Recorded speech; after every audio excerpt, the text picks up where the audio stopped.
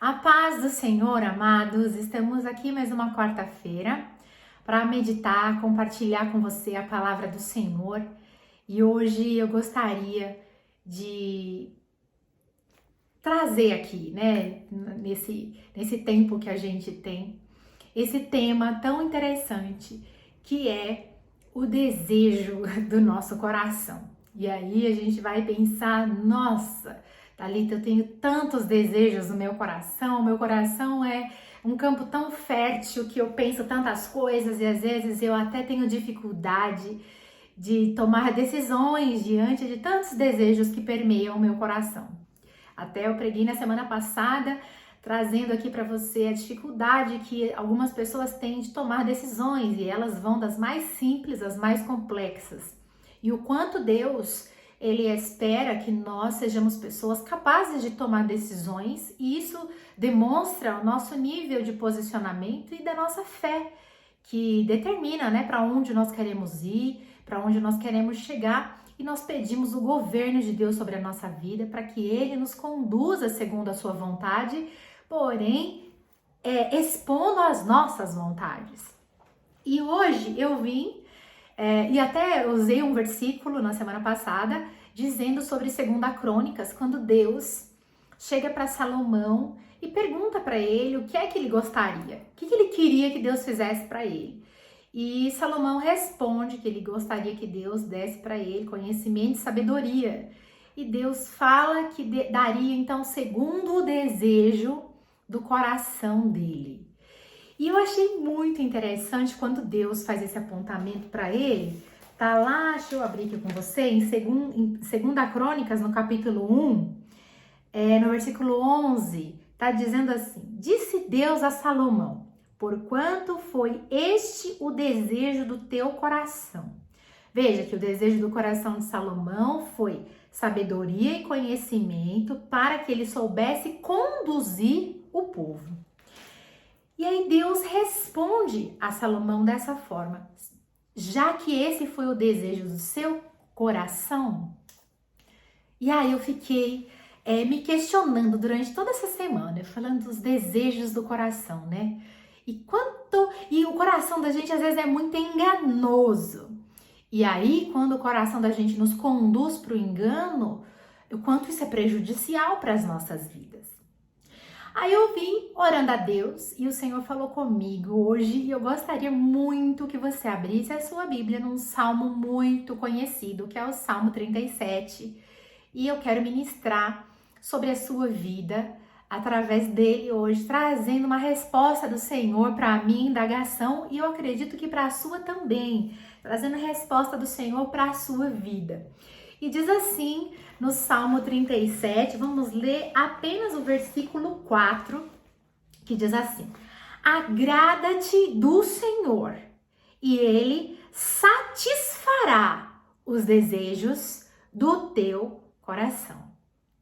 Veja, aqui Davi está dizendo pra gente assim, olha, agrada-te do Senhor e Ele satisfará, ou em outras versões está dizendo, e Ele concederá os desejos, no plural, os desejos do teu coração. É muito interessante, tem versão também que não está agrada-te, mas está deleita-te, tá? Então é a mesma coisa, agrada-te ou deleita-te, satisfaça e conceda. É a mesma coisa. Veja, não é raro, mas é com frequência que nós vemos esse versículo ser interpretado erroneamente. Por quê? Porque tira ele do contexto. Tira ele do contexto que Davi estava falando aqui e, obviamente, ele vai virar um grande pretexto para as heresias e os equívocos. E ele é usado em campanhas de prosperidade e afim, né? Porque diz, olha, agrada-te do Senhor ou deleita-te do Senhor e Ele vai satisfazer todo o desejo do seu coração. E aí parece que Deus está aqui fazendo uma promessa de que qualquer desejo que você tiver, qualquer capricho do seu coração, o Senhor vai satisfazer. Porque afinal de contas, Ele diz que o simples fato de você agradar-te da presença dEle, Ele vai satisfazer os desejos do seu coração, sejam eles qual for. E não é nada disso que o contexto aqui diz. E também não foi de qualquer jeito que Deus falou com Salomão lá atrás, e não foi qualquer coisa que Salomão desejou. Foi algo para que ele governasse, cuidasse do povo de Deus. Então o Senhor Deus falou para Salomão assim: olha, porque você desejou algo no seu coração para cuidar do meu povo, eu não só vou conceder isso a você, como vou te acrescentar mais A, B, C e D. Então, o que determinou ali a bênção de Salomão não foi somente o fato dele ter desejado no seu coração, mas foi ele ter desejado algo que era para cuidar do povo de Deus e ele ter feito isso honestamente, sem querer bajular Deus. E aqui, quando o salmista fala, Davi fala, ele está dizendo: olha, agrada-te do Senhor e ele concederá o desejo do seu coração. Deleita-te na presença do Senhor. E é muito interessante que nós não podemos isolar parte do versículo. Tem gente que divide a parte A e B e aí prega o que quiser. E nós não podemos fazer isso com a palavra de Deus. Como eu sempre falo, a palavra tem que ser pregada com contexto para que nós não venhamos nos perder sem acrescentar nada. E então é importante eu saber a primeira questão desse contexto aqui, que é: o que é me deleitar? O que é agradar na presença do Senhor? O que é esse agrada-te do Senhor? Parece que é agradar o meu coração em Deus. É que Deus tem que me agradar. Parece que é algo desse jeito. As pessoas entendem assim: eu preciso ser agradado por estar na presença de Deus. Eu preciso ficar feliz em estar na presença de Deus. E não é nada disso. É exatamente o fato de eu encontrar prazer, contentamento e reconhecer Deus como sendo o único e verdadeiro Deus da minha vida. É ter satisfação na presença dele. Você sabe o que é isso? Nós temos pessoas na nossa caminhada, na nossa vida, que gera muita satisfação no nosso coração e estar na presença dela. Tem pessoas que a gente ouve a voz, que a gente fala no telefone, que gera uma alegria muito boa, que você passa o dia conversando com aquela pessoa e você passaria mais uma semana conversando. É exatamente essa satisfação que a pessoa que está se deleitando no Senhor precisa ter. É reconhecer Ele como sendo essa soberana pessoa na nossa vida. Tu és o único Deus e não há outro além de ti. O Senhor exerce senhorio na minha vida, Pai. O Senhor é o único realmente Senhor sobre mim. E eu o reconheço, eu o confesso diante dos homens. Não tenho vergonha em me deleitar na sua presença, Pai. Tu és o Criador de todas as coisas, de todas as pessoas. O Senhor é o fundador do mundo e o universo está na palma das tuas mãos. Isso é se deleitar em Deus, é você olhar para a natureza, é você sair na rua e enxergar Deus em tudo. É você enxergar Deus em todas as pessoas, mesmo naquelas em que talvez você não tenha tanta afinidade, mas é você respeitar porque você sabe que ali também tem Deus. E isso faz você amá-lo. Sabe, as pessoas que se deleitam em Deus, que se agradam, e estão dispostas a agradá-lo em tudo, são pessoas que o adoram e o glorificam em todo o tempo. Todos os dias da sua vida. E isso implica em orar, isso implica em meditar na sua palavra, isso implica em crer, que é verdadeira essa palavra e verdadeira as profecias. Não desprezei as profecias porque eu sei que elas são verdadeiras.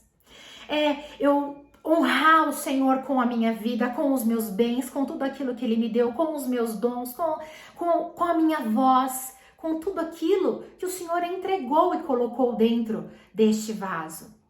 É eu, em tudo que há em mim, buscar agradar o nome dEle, eu desejar a presença do Senhor.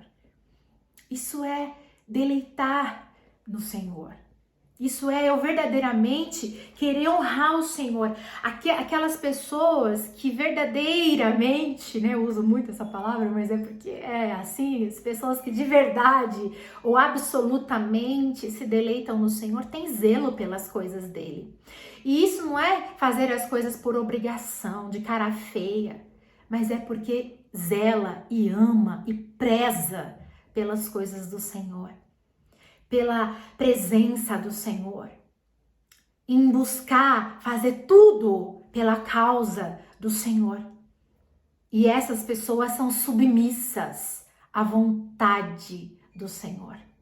E aí aqui os versículos 3, 5, 7 já vão dando sequência, porque aqueles que se submetem à vontade de Deus, que se deleitam em Deus, confiam nele, entregam os seus planos e caminhos a ele, descansam o seu coração nele e principalmente esperam a resposta dele. Não se precipitam em nada e principalmente não encontram prazer em desobedecer a palavra do Senhor. Não encontram prazer em descumprir, em desobedecer a palavra do Senhor. E quando isso acontece em suas vidas, se sentem o pior dos seres humanos. Não sei se talvez isso você se identifique, porque nós somos pessoas imperfeitas e às vezes nós cometemos erros, mas automaticamente o Espírito Santo já fala no nosso coração e você já aquilo já te traz arrependimento e você fala, por que eu fiz isso? Não testifica, porque eu tenho zelo com a palavra do Senhor, eu quero viver essa palavra de verdade e eu não posso andar como se ela não fosse a verdade absoluta da minha vida, porque Ele é o meu Senhor, Ele é o meu Rei, Ele é o único senhorio da minha vida e eu quero de todo o meu coração agradá-lo. Eu quero de todo o meu coração obedecê-lo. E aí a minha vida ganha outro sentido. Eu não quero viver de qualquer jeito. Aí sim, depois que eu entendi o que é me deleitar no Senhor, que embute tudo isso, obediência, adoração, honra, zelo, espera, descanso, confiança, obediência, não sei se eu já falei. Aí diz, e ele concederá os desejos, né? Porque tá no plural, do teu coração. E aí vem um grande engano, que acha que quem pensa que é qualquer desejo, todo desejo. Então aí eu começo a desejar ganhar na loteria, eu começo a desejar comprar carro de muito dinheiro e viver em mansões e ter grandes cargos, de ganhar muito. Eu começo a inverter princípios elementares na minha vida.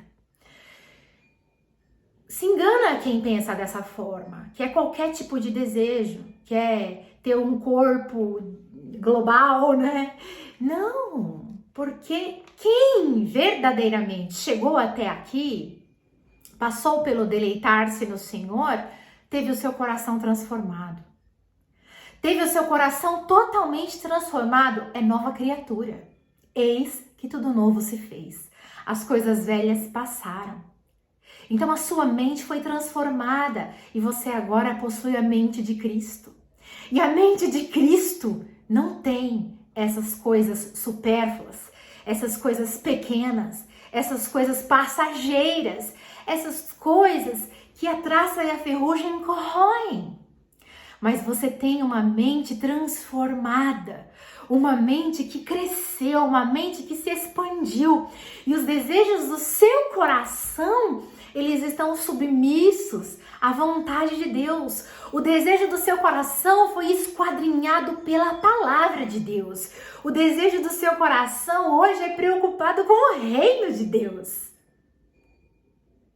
O desejo do seu coração está totalmente entregue a Deus. E aí Deus passa a colocar dentro de você os desejos dele para a sua vida. Desejo de buscar por dons espirituais. Desejo de buscar por um casamento no Senhor. Desejo de buscar por zelar pela sua família.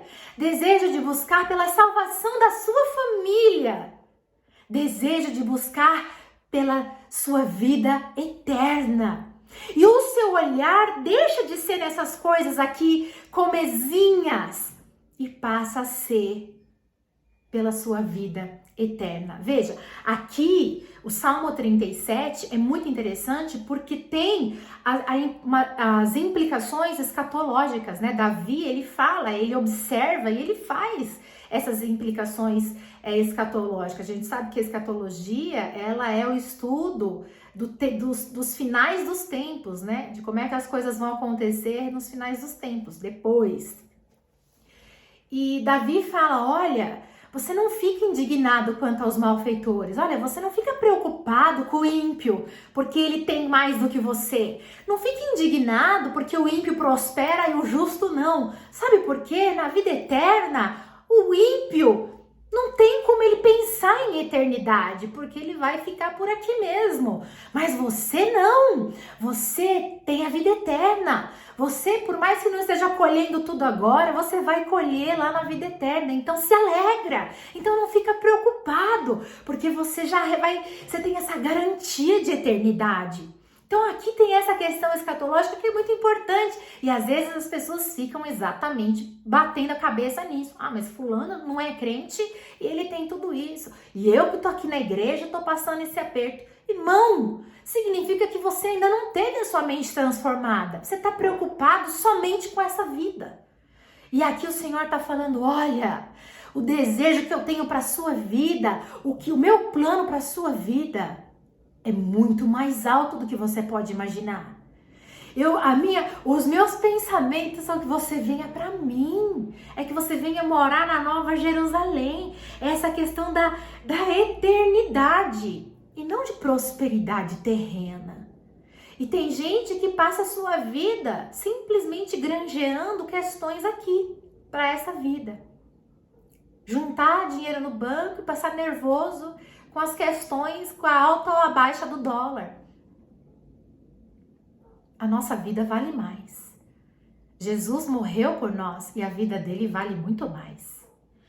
Sabe?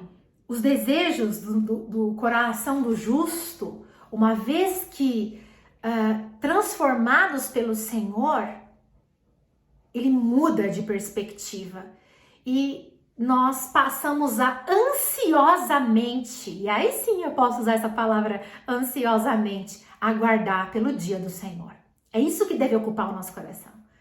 A minha ansiedade não é trocar o carro, ver minha filha entrar na faculdade, mas aguardar o dia do Senhor, onde eu verei a minha família, os meus irmãos em Cristo, todos na presença do Senhor. Mas enquanto isso não acontece, eu quero ganhar almas para Ele. E isso deve ocupar minha mente, o meu coração, obedecer ao Senhor, deleitar-me a presença dEle e agradá-lo acima de todas as coisas. Para que Ele satisfaça os desejos do meu coração, porque o meu coração foi transformado e eu passo a desejar o que Deus deseja para mim.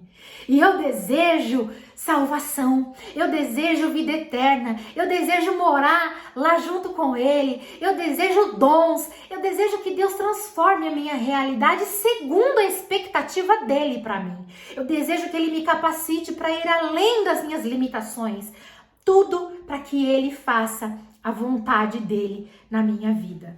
O que é mais extraordinário é que essa promessa: entrega teu caminho ao Senhor, confia nele e o mais Ele fará. Agrada-te do Senhor e Ele satisfará os desejos do seu coração. É verdade, é real. O Senhor quer realmente fazer isso na nossa vida, mas não para pessoas mimadas, não para pessoas vaidosas, não para pessoas que estão totalmente fora do sentido da vida, querendo somente acumular tesouros nesta terra, mas sim para pessoas que entenderam o fluxo da graça de Deus, que entenderam que o Senhor Jesus veio para inundar a nossa vida e mudar a nossa mentalidade, nos entregando de verdade aquilo que tem valor, colocando em nós um precioso tesouro dentro desses vasos de barro, mudando a nossa forma de pensar, a nossa forma de agir, e que nós enxergamos a vida do outro como sendo tão preciosa quanto a nossa e que a disputa pelo dinheiro, o amor ao dinheiro, ela perca o lugar na nossa existência. Isso não quer dizer que nós não venhamos querer coisas, querer mudar a nossa casa, comprar algo, mas isso não é o desejo do nosso coração. Isso não é o que ocupa a nossa mente e o nosso coração, que faz com que a gente ore todos os dias. Não, porque o nosso coração foi totalmente transformado. Só tem um jeito, é experimentando a vontade de Deus, através da palavra, amando a palavra de Deus, comendo a palavra de Deus, de manhã, de tarde e à noite, fazendo com que esse alimento, esse pão vivo que é a palavra, venha nos transformar, nos libertar e expandir o nosso conhecimento. E aí você come à vontade a palavra de Deus e parece que Deus come a nossa vontade por outras coisas que não seja a própria vontade dele. E aí você aprende a viver feliz, como o apóstolo Paulo disse, em toda e qualquer situação. Aprendi a viver feliz com pouco, com muito, porque eu vi que em todas as coisas Deus se faz presente, o Senhor Jesus se faz presente na minha vida. Então, meu amado, que você venha entender que os desejos do seu coração serão amplamente satisfeitos quando você entender de uma vez por todas que a vontade de Deus precisa estar estabelecida sobre a sua vida e que você precisa se deleitar na presença do Senhor. Agrada-te dele, agrada a ele de todo o seu coração. E aí você vai ver que a felicidade vai te encontrar no nome de Jesus. Ósculo Santo, que Deus te abençoe, que o Senhor visite a sua casa e a sua família e até semana que vem, se Deus quiser. Deixa a sua curtida, o seu comentário aqui e principalmente compartilhe esse vídeo com mais alguém. Tchau, tchau!